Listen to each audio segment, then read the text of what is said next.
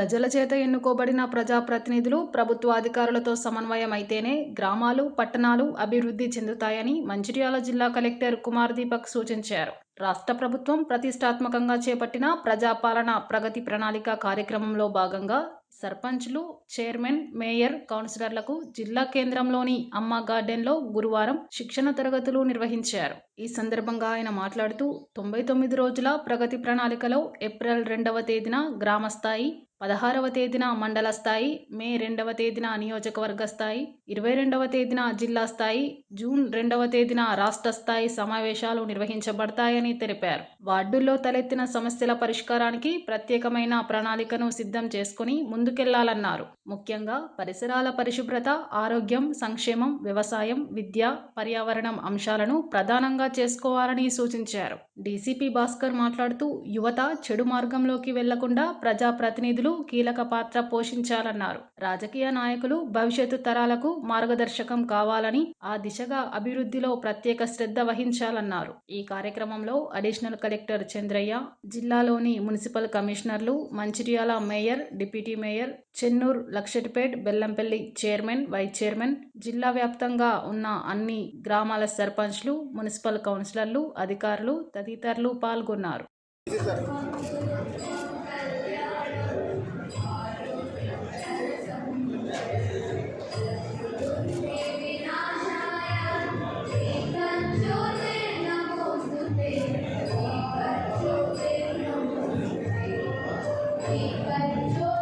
అర్థమైంది. దాని గురించి కొన్ని అంశాల గురించి నేను చెప్తాను.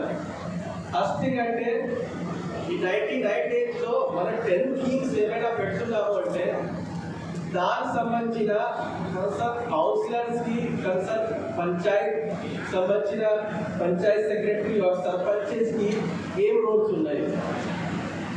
యాక్చువల్గా ఈ 1998 ప్రోగ్రామ్స్ ఎందుకు పెట్టడం జరిగింది? లాస్ట్ 3 monthsలో మనకి 2 ఎలక్షన్స్ జరిగినాయి. జీపీ సంబంధించిన ఎలక్షన్స్ జరిగినాయి, మున్సిపాలిటీ సంబంధించిన ఎలక్షన్స్ జరిగినాయి. నా కొత్త వచ్చిన తర్వాత మన రాష్ట్ర ప్రభుత్వం నుంచి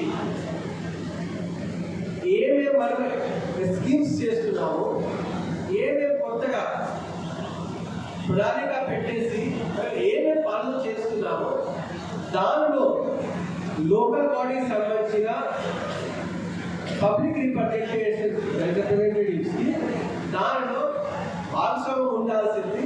దాని నుంచి మాత్రమే మంచిగా రిజల్ట్ వస్తుంది. సో ఆ భాగస్వామ్యం ఎట్లా అవుతుంది అంటే ఫస్ట్ వాళ్ళకి ఓరియంటేషన్ ఇవ్వాలి. సో ఐ థింక్ సర్పంచెస్కి ట్రైనింగ్స్ జరిగింది. ఆల్ సర్పంచెస్కి ఐ థింక్ దాదాపు ట్రైనింగ్ జరిగింది. ఎవరెవరు అబ్సెంట్ అయ్యారో వాళ్ళు తప్ప మిగతా వాళ్ళకి ట్రైనింగ్ ఇవ్వడం పెట్టి నేను కూడా కొన్ని ట్రైనింగ్ అటెండ్ చేశారు. మీ అందరితో మాట్లాడారు. దాని తర్వాత కౌన్సిలర్స్కి కూడా ట్రైనింగ్ అవుతుంది. బట్ కౌన్సిలర్స్ ఇప్పటి వరకు ట్రైనింగ్ కాలేదు. సో ఆ ట్రైనింగ్ ఎందుకు అవుతుంది అంటే మన రాష్ట్రంలో ఏమైనా పంచాయత్ రాజ్ చట్టం ఉన్నాయి, మున్సిపల్ చట్టం ఉన్నాయి, దానిలో ఇంపార్టెంట్ ఏమేమి ఉన్నాయి, దానిలో మీ అందరూ మీ డ్యూటీ ఎట్లా నిర్వహించాలి దాని గురించి ఉన్నాయి. ఇప్పుడు మనం ఏం చేస్తామో కొత్త సెషన్స్ వస్తున్నాయి, బడి వాటా జరుగుతుంది. మన బాధ్యత ఏమిస్తుంది? ఏ పిల్లలు ప్రైవేట్ స్కూల్లో వెళ్తున్నారు, ప్రీ ప్రైమరీ స్కూల్లో కూడా వెళ్తున్నారు, ఆంగన్వాడీ రావట్లేదు, ఆ ప్రీ ప్రైమరీ స్కూల్ మనం ఏమైనా ఓపెన్ చేశాము అక్కడ రావట్లేదు అంటే దానికి concern sarpanch, ward member, councillor, mayor, chairpersons అందరూ కలిసి వాళ్ళు మనం కన్విన్స్ చేయాలి. ఒక్కసారి మీరు గవర్నమెంట్ స్కూల్కి రావాలి. గవర్నమెంట్ స్కూల్లో మనం రకరకాల ఫెసిలిటీ పెడుతున్నాం. కొత్తగా టీచర్స్కి నియామకం చేయడం జరిగింది. ఈ స్కూల్ మెయింటెనెన్స్కి ఫస్ట్ టైం అయితే రెగ్యులర్గా గ్రాంట్ వస్తున్నాయి, పిల్లలు బట్టి గ్రాంట్ వస్తున్నాయి. శానిటేషన్ సంబంధించిన, టాయిలెట్ క్లీనింగ్ సంబంధించిన అన్ని స్కూల్స్లో మీ అందరూ కూడా చెక్ చేసి అన్ని స్కూల్స్లో toilet, compound wall, drinking water, major minor repairs అన్ని ఏమైనా ఫెసిలిటీ ఉండాల్సింది అని పెట్టడం జరిగింది. ముఖ్యంగా ఈ 99 రోజుల కార్యాచరణ ప్రణాళికల్లో భాగంగా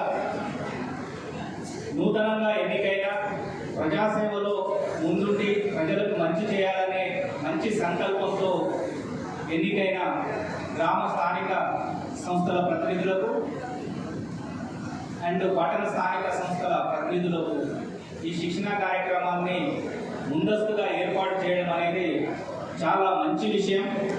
ఎందుకంటే మీరు ఎంతో ఉత్సాహంతో ప్రజాసేవలో ఉండాలని, మీ యొక్క వ్యక్తిగత సమయాన్ని, కుటుంబ సమయాన్ని కూడా ప్రజలకు మంచి చేయాలనే ఉద్దేశంతో రాజకీయాల్లోకి వచ్చి ప్రజాప్రతినిధులుగా ఎన్నుకోవడము, ఈ సందర్భంలో రాబోయే 5 సంవత్సరాలు మీరు ఏ విధంగా ప్రజలకు సర్వీస్ చేయాలి, ప్రజల యొక్క మన్ననలు పొందాలి, మీ యొక్క రాజకీయ ఉన్నతి కానీ మీ యొక్క వ్యక్తిగత పరపతి కానీ ఏ విధంగా పెరగాలని అంటే ఇట్లాంటి శిక్షణా కార్యక్రమాన్ని ప్రతి ఒక్కరూ సద్వినియోగం చేసుకోవాలి.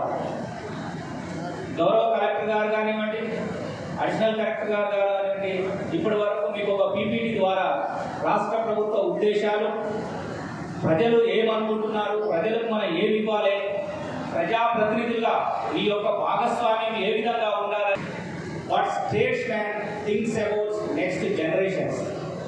దీన్ని తెలుగులో చెప్పాలంటే రాజకీయ నాయకుడు అనే సాధారణ రాజకీయ నాయకుడు వచ్చే ఎలక్షన్ల గురించి ఆలోచిస్తారు.